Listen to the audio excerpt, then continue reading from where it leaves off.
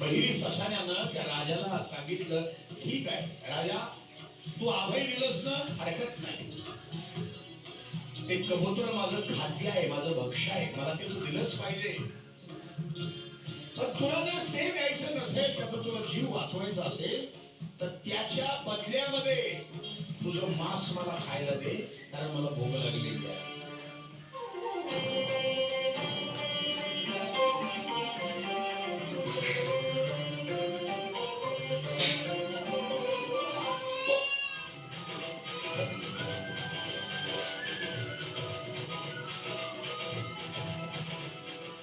ज्या प्रभू श्री रामचंद्राची कथा तुम्ही ऐकता, त्या प्रभू श्री रामचंद्रांचे पूर्वज महाराज रघु यांनी सगळं राज्य दान केलं एका गुरुच्या शिष्याला.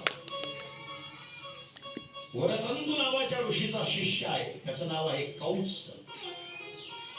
महाराज रघुनं एवढं दान केलं, एवढं दान केलं, काय राजे होते तो. शिबे राजा म्हणाला हरकत नाही, हरकत. मी या कबुतराच्या बदल्यामध्ये मी माझ्या शरीराचं मांस देतो. तराजू आणला, एका तराजूत कबूतर ठेवून परीक्षा सुरू होती. आणि मग शिबिराजानं माय मावल्या हो मोठा सुरा घेतला, आपल्या मांडीचं मांस कापलं, कबुतराच्या वजनाच्या अंदाजानं टाकलं.